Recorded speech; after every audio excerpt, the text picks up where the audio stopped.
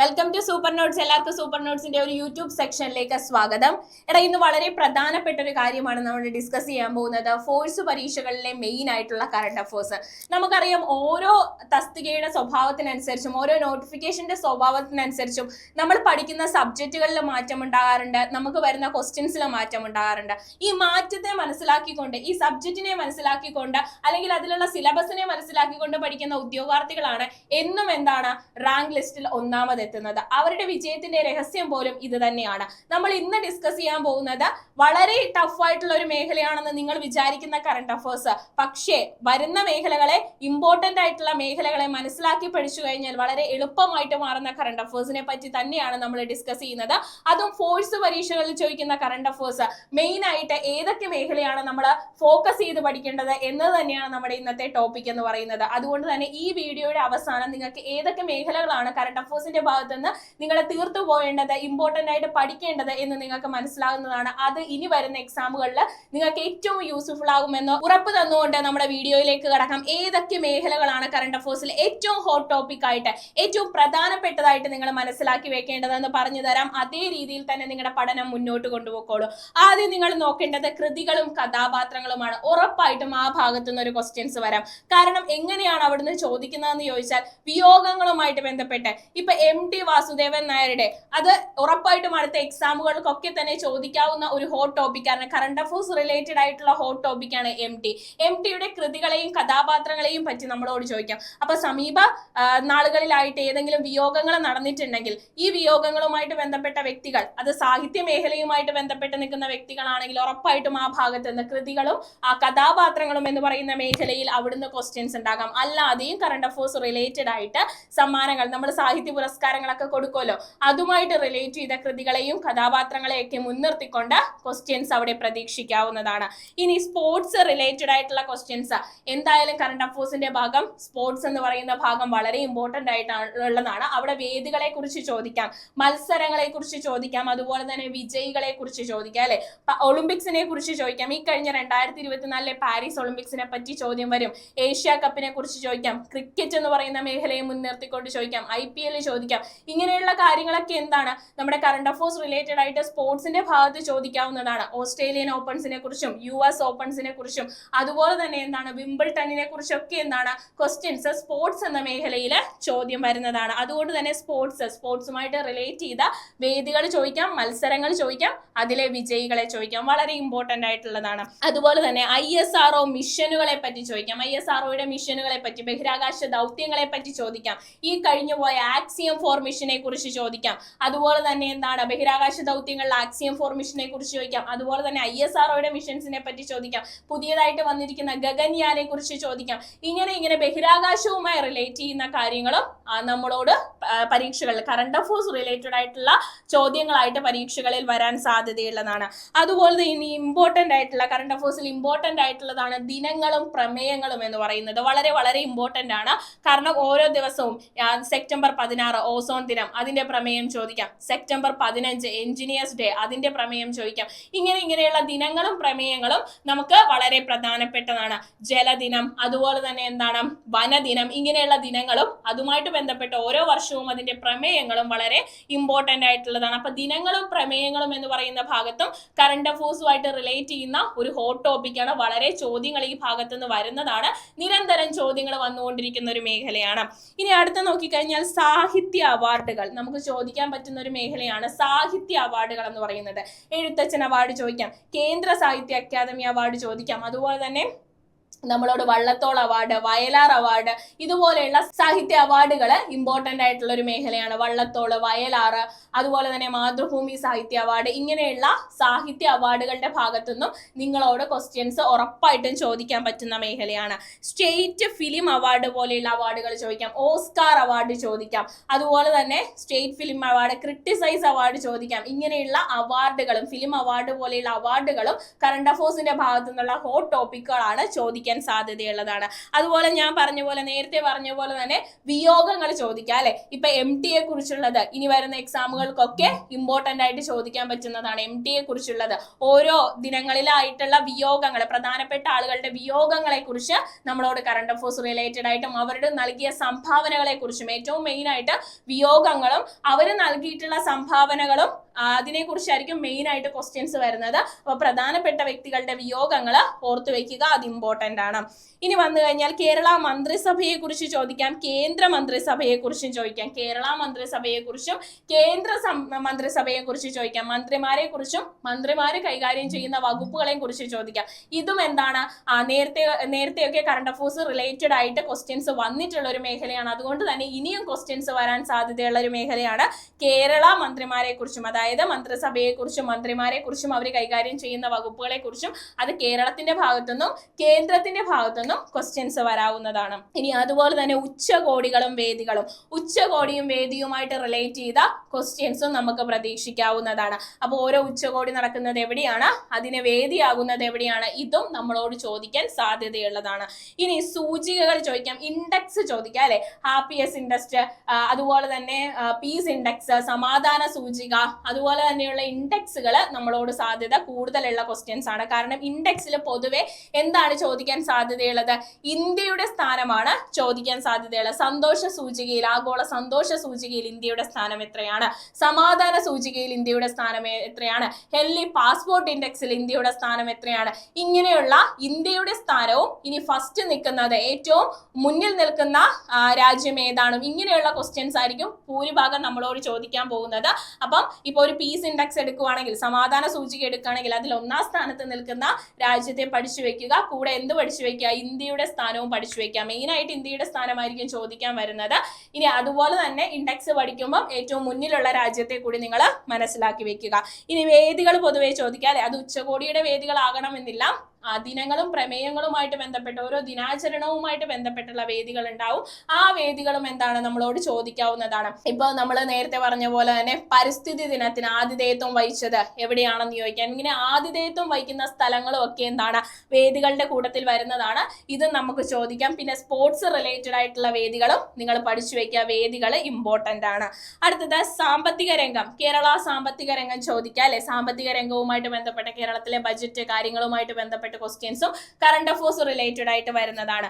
ഇനി ഇന്ത്യയുടെ സാമ്പത്തിക രംഗം, കേന്ദ്ര ബജറ്റിനെ കുറിച്ചും കാര്യങ്ങളൊക്കെ എന്താണ് ഇന്ത്യയുടെ സാമ്പത്തിക രംഗത്ത് ചോദിക്കാവുന്നതാണ്. എക്കണോമിക്സ് റിലേറ്റഡ് കറണ്ട് അഫയേഴ്സ് നമ്മളോട് ചോദിക്കാൻ സാധ്യതയുള്ളതാണ്. ബാങ്കിങ് രംഗം ചോദിക്കാം, RBI, അതുപോലെ തന്നെ എന്താണ് ഫെഡറൽ ബാങ്കിന്റെ പോളിസീസിനെ കുറിച്ച് എന്തെങ്കിലും കറണ്ട് അഫയേഴ്സ് റിലേറ്റഡ് ആയിട്ട് വന്നിട്ടുണ്ടെങ്കിൽ അത് ചോദിക്കാം. SBI യെ കുറിച്ച് ചോദിക്കാം. അങ്ങനെയുള്ള ബാങ്കിങ് മേഖലയെ കുറിച്ച് കറണ്ട് അഫയേഴ്സ് റിലേറ്റഡ് ആയിട്ട് കണ്ടന്റ്സ് വന്നിട്ടുണ്ടെങ്കിൽ ഉറപ്പായിട്ടും അതെന്താണ് ആ മേഖലയിൽ ചോദ്യങ്ങൾ, RBI കുറിച്ച്, പ്രത്യേകിച്ച് RBI കുറിച്ച് ചോദ്യങ്ങൾ, റിപ്പോ നിരക്ക്, റിവേഴ്സ് റിപ്പോ നിരക്കിനെ കുറിച്ചൊക്കെ ചോദ്യങ്ങൾ വരാൻ, കറണ്ട് അഫയേഴ്സ് റിലേറ്റഡ് ആയിട്ട് ചോദ്യം വരാൻ സാധ്യതയുള്ള മേഖലയാണ്. ഇനി അടുത്ത് ഇങ്ങോട്ട് വന്നു കഴിഞ്ഞാൽ നോബൽ പ്രൈസ് അല്ലെ. 2024 നോബൽ പ്രൈസിനെ കുറിച്ചാണ് നിലവിൽ ചോദിക്കാൻ സാധ്യത കൂടുതലുള്ളത്. ഇനി വരുന്ന എക്സാമുകൾക്കൊക്കെ തന്നെ നോബൽ പ്രൈസ് എന്ന് പറയുന്നത് കറണ്ട് അഫയേഴ്സ് റിലേറ്റഡ് ആയിട്ടുള്ള ഹോട്ട് ടോപ്പിക് ആണ്. നോബൽ പ്രൈസ് ആർക്കാണ് ലഭിച്ചതെന്ന് മാത്രമല്ല, ആർക്കൊക്കെയാണ് ലഭിച്ചതെന്ന് മാത്രമല്ല, അവിടെ ചോദിക്കുന്നത് അവരുടെ എന്ത് സംഭാവനയ്ക്കാണ് ലഭിച്ചിട്ടുള്ളത്. നോബൽ പ്രൈസ് ലഭിച്ചത് എന്തിന്റെ സംഭാവനയ്ക്കാണ്, അവിടെ ആ ഒരു കാര്യം കൂടി നിങ്ങൾ മനസ്സിലാക്കി വെച്ചേക്കുക. അപ്പൊ നോബൽ പ്രൈസ് ലഭിച്ചത് ആർക്ക് എന്നതിന്റെ കൂടെ എന്തിന്റെ കണ്ടുപിടുത്തത്തിനാണ് അല്ലെങ്കിൽ എന്തിന്റെ സംഭാവനയ്ക്കാണ് അവർക്ക് നോബൽ പ്രൈസ് ലഭിച്ചിട്ടുള്ളത്, അവിടെ അങ്ങനെ ഒരു ക്വസ്റ്റ്യൻസും വരാം. കാരണം നമ്മുടെ എക്സാമിൽ ഇപ്പോഴത്തെ ഒരു പാറ്റേൺ എന്ന് പറയുന്നത് സ്റ്റേറ്റ്മെന്റ് ക്വസ്റ്റ്യൻസ് ആണല്ലേ. ഈ സ്റ്റേറ്റ്മെന്റ് ക്വസ്റ്റ്യൻസിനെ മുന്നിൽ കണ്ടുകൊണ്ട് വേണം നമ്മൾ ഓരോ ക്വസ്റ്റ്യൻസും പ്രിപ്പയർ ചെയ്യാൻ വേണ്ടി, ഓരോ കാര്യങ്ങളും നമ്മൾ പഠിക്കാൻ വേണ്ടിയിട്ട്. അതുകൊണ്ട് തന്നെ ഇവിടെ ആളുകളെ ചോദിക്കുന്നതോടൊപ്പം തന്നെ, നോബൽ പ്രൈസ് ലഭിച്ചിട്ടുള്ള വ്യക്തികളെ ചോദിക്കുന്നതോടൊപ്പം തന്നെ നമ്മളോട് അവരുടെ കണ്ടുപിടുത്തത്തെ കുറിച്ചും ചോദിക്കാം. അത് സ്റ്റേറ്റ്മെന്റ് ആയിട്ട് ക്വസ്റ്റ്യൻസ് വരാം. അതുകൊണ്ട് ഡീറ്റെയിൽ ആയിട്ട് ആ ഭാഗം പഠിച്ചു പോവുക. ഇനി ഇവിടെ നോക്കിക്കഴിഞ്ഞാൽ ഒളിമ്പിക്സിനെ കുറിച്ച് ചോദ്യം വരും അല്ലെ. ഒളിമ്പിക്സ് ഞാൻ പറഞ്ഞു, ഈ കഴിഞ്ഞുപോയ പാരീസ് ഒളിമ്പിക്സിനെ കുറിച്ചായിരിക്കും. അവിടെയും സ്റ്റേറ്റ്മെന്റ് ക്വസ്റ്റ്യൻസ് ആണ് നിങ്ങൾക്ക് പ്രതീക്ഷിക്കാവുന്നത്. അപ്പൊ അവിടെ സ്റ്റേറ്റ്മെന്റ് ക്വസ്റ്റ്യൻസ് വരുമ്പോൾ ഇന്ത്യയുടെ മെഡൽ നേട്ടങ്ങളെ പറ്റി പഠിച്ചു വെക്കുക. അതുപോലെ തന്നെ ഇന്ത്യയിൽ നിന്നുള്ള ആരാണ് ആദ്യം മെഡൽ നേടിയത്, മനു ഭാക്കറിനെ കുറിച്ചൊക്കെ ചോദ്യം വരാൻ സാധ്യതകളാണ്. ഷൂട്ടിംഗ് താരമായിട്ടുള്ള മനു ഭാക്കർ ആയിരുന്നു പാരീസ് ഒളിമ്പിക്സിൽ ആദ്യത്തെ മെഡൽ നേടിയിട്ടുണ്ടായിരുന്നത്. ഇങ്ങനെയൊക്കെ എന്താണ് സ്റ്റേറ്റ്മെന്റ് എടുത്തു വെച്ചുകൊണ്ട് ചോദ്യം ചോദിക്കാം. അവിടെ സ്റ്റേറ്റ്മെന്റ് എടുത്തു വെച്ച് ചോദ്യം ചോദിക്കുന്ന സമയത്ത് നിങ്ങൾ മനസ്സിലാക്കാൻ, നിങ്ങൾ ആ ടോപ്പിക്കിനെ കുറിച്ച് വിശദമായിട്ട് പഠിച്ചാൽ മാത്രമേ ഈ സ്റ്റേറ്റ്മെന്റ് നിങ്ങൾക്ക് ആൻസർ ചെയ്യാൻ പറ്റുള്ളൂ. അതുകൊണ്ട് കൃത്യമായിട്ട് പഠിച്ചു പോകുക. ഒളിമ്പിക്സ് മാത്രമല്ല പാരാ ഒളിമ്പിക്സിനെയും കുറിച്ച് ചോദിക്കാം. അതുപോലെ തന്നെ പ്രധാന പദവികൾ, കേരളത്തിലെയും ഇന്ത്യയിലെയും പ്രധാന പദവികൾ, മന്ത്രിമാരെ കുറിച്ചും അവരുടെ വകുപ്പുകളെ കുറിച്ചും ചോദിക്കാം. അത് കൂടാതെ ഇന്ത്യയിലെയും കേരളത്തിലെയും പ്രധാന പദവികളെ കുറിച്ച് ചോദിക്കാം. ഇപ്പൊ എന്താണ്, കേരള ഗവർണർ ആരാണ്, രാജേന്ദ്ര വിശ്വനാഥ് ആർലേക്കർ. അങ്ങനെ കേരളത്തിലെ പ്രധാന പദവികളെ കുറിച്ച് അഡ്വക്കേറ്റ് ജനറൽ ആരാണ്, ഗോപാലകൃഷ്ണ കുറുപ്പ്. ഇങ്ങനെ കേരളത്തിലെ പ്രധാന പദവികളെ കുറിച്ചും കേന്ദ്രത്തിലെ പ്രധാന പദവികളെ കുറിച്ചും നമ്മളോട് ചോദ്യം ചോദിക്കാം. ലളിതകലാ അക്കാദമിയുടെ ചെയർമാൻ ആരാണ്, മുരളി ചീരോത്താണ്. അപ്പൊ അങ്ങനെയുള്ള പദവികളെ കുറിച്ച്, മന്ത്രിസഭയും മന്ത്രിമാരെയും മാറ്റി നിർത്തി കേരളത്തിലെ പദവികളെ കുറിച്ചും എന്താണ് കറണ്ട് അഫയേഴ്സ് റിലേറ്റഡ് ആയിട്ട് ഹോട്ട് ടോപ്പിക് ആയിട്ട് ചോദ്യങ്ങൾ വരാൻ സാധ്യതയുള്ളതാണ്. അത് കേന്ദ്രത്തിലെ മാത്രമല്ല കേട്ടോ, കേരളത്തിലെയും കേന്ദ്രത്തിലെയും ചോദ്യങ്ങൾ വരാൻ സാധ്യതയുള്ളതാണ്. അതുപോലെ തന്നെ ആരോഗ്യക്ഷേമ പദ്ധതികളെ കുറിച്ചും വിദ്യാഭ്യാസ സംബന്ധമായ പദ്ധതികളെ കുറിച്ചും, കൂടുതലും ലഹരി മരുന്നിന്റെ ഉപയോഗം, അത് ഈ അടുത്ത് കൂടുതലായിട്ട് ഉണ്ടാകുന്ന പദ്ധതികൾ എന്ന് പറയുന്നത് ലഹരി മരുന്നിന്റെ ദുരുപയോഗം തടയുന്നതിന് വേണ്ടിയിട്ടുള്ള എക്സൈസ് വകുപ്പിന്റെ ആയാലും പോലീസ് വകുപ്പിന്റെ ആയാലും ഒരുപാട് പദ്ധതികൾ നടപ്പിലാക്കുന്നുണ്ട്. അപ്പൊ ആ ഭാഗത്ത് നിന്ന് ഒരു ക്വസ്റ്റ്യൻസ് നിങ്ങൾക്ക് പ്രതീക്ഷിക്കാവുന്നതാണ്. അപ്പൊ നോക്കിക്കഴിഞ്ഞാൽ ആരോഗ്യക്ഷേമ പദ്ധതികൾ ചോദിക്കാം. പിന്നെ നമ്മളോട് ചോദിക്കാൻ സാധ്യത കൂടുതലാണ് കുടുംബശ്രീയുടെ പദ്ധതികൾ ചോദിക്കാം, കുടുംബശ്രീ മുഖേനയുള്ള പദ്ധതികൾ ചോദിക്കാം.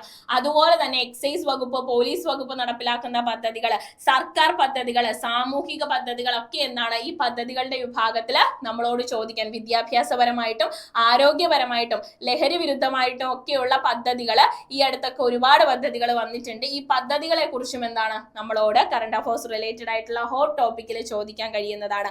ഇനി ഭരണരംഗം ഏതൊക്കെയാണ്, ഇന്ത്യയുടെ ഭരണരംഗത്തെ കുറിച്ചും കേരളത്തിന്റെ ഭരണരംഗത്തെ കുറിച്ചും ചോദ്യങ്ങൾ വരും. ഭരണരംഗത്ത് വന്ന മാറ്റങ്ങളെ കുറിച്ചും ഭരണരംഗത്തുണ്ടായ പുതിയ പുതിയ കാര്യങ്ങളെ കുറിച്ചൊക്കെ എന്താണ് ഈ ഭാഗത്ത് നിങ്ങളോട് ചോദ്യം വരും. പിന്നെ റയർ ആയിട്ട് 1-2 ക്വസ്റ്റ്യൻ എവിടുന്നെങ്കിലും ഒരു എക്സാമിന് വേണമെങ്കിൽ ലോകത്തിലെ ഭരണരംഗം കൂടി നമ്മളോട് ചോദ്യം വരും.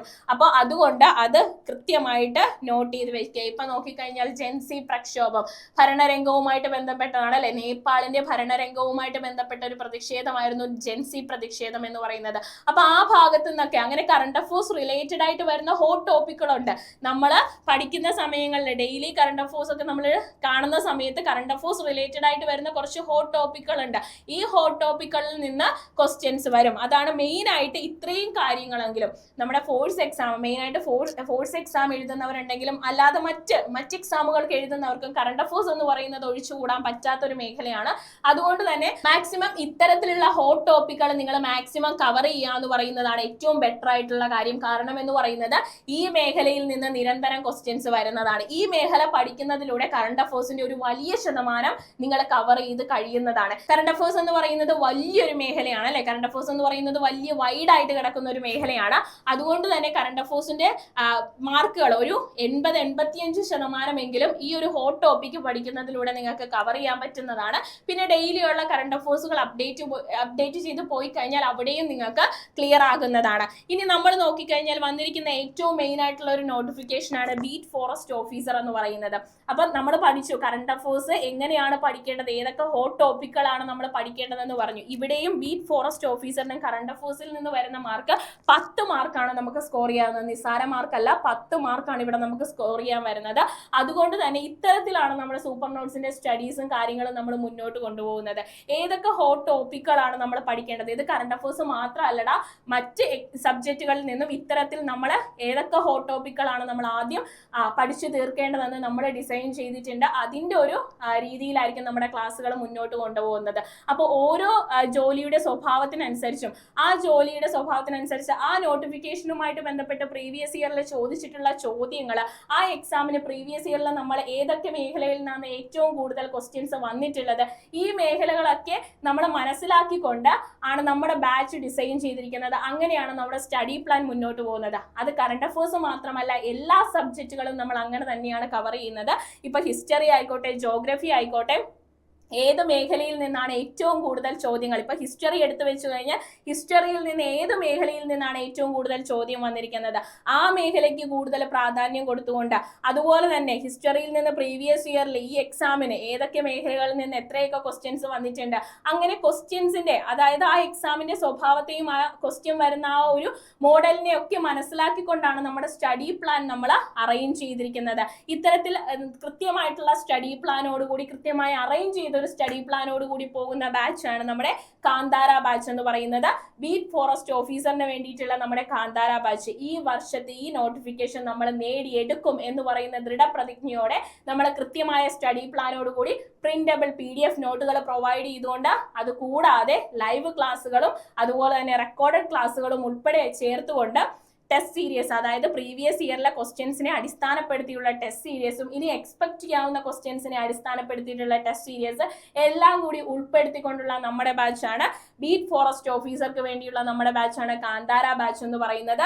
ഇനിയും ജോയിൻ ചെയ്യാൻ താല്പര്യമുള്ളവരുണ്ടെങ്കിൽ കൃത്യമായിട്ടുള്ള സ്റ്റഡി പ്ലാൻ, ഇപ്പം ഞാൻ ഒരു സ്റ്റഡി പ്ലാൻ, അതായത് കറണ്ട് അഫേഴ്സിലെ ഏതൊക്കെ മേഖലകളാണ് നിങ്ങൾ പഠിക്കേണ്ടതെന്ന് എന്ന് പറഞ്ഞു തന്നതുപോലെ ഓരോ സബ്ജക്റ്റിനും ഏതൊക്കെ മേഖലകളിലാണ് നിങ്ങൾ മുൻതൂക്കം കൊടുക്കേണ്ടതെന്ന് മനസ്സിലാക്കി തന്നുകൊണ്ട് മുന്നോട്ട് പോകുന്ന ഒരു ബാച്ചാണ്. അതിൽ ജോയിൻ ചെയ്യാൻ താല്പര്യമുള്ളവരാണെങ്കിൽ 8281223366 എന്ന് പറയുന്ന ഈ ഒരു നമ്പറിൽ നിങ്ങൾക്ക് കോൺടാക്ട് ചെയ്യാം. കൃത്യമായിട്ടുള്ള സ്റ്റഡി പ്ലാനോടുകൂടി നിങ്ങളുടെ സ്റ്റഡീസ് മുന്നോട്ട് കൊണ്ടുപോകാം. നിങ്ങൾക്ക് റാങ്ക് ലിസ്റ്റിൽ 1ാം സ്ഥാനത്ത് തന്നെ ഇടം നേടാം എന്ന് പറയുന്ന ഒരു ആത്മവിശ്വാസത്തോടെ നമ്മൾ തുടങ്ങിയിട്ടുള്ള ബാച്ചാണ്. അപ്പോൾ ജോയിൻ ചെയ്യാൻ താല്പര്യമുള്ളവരാണെങ്കിൽ താഴെ കാണുന്ന നമ്പറിൽ ഇപ്പോൾ തന്നെ കോൺടാക്ട് ചെയ്യുക. Thank you all.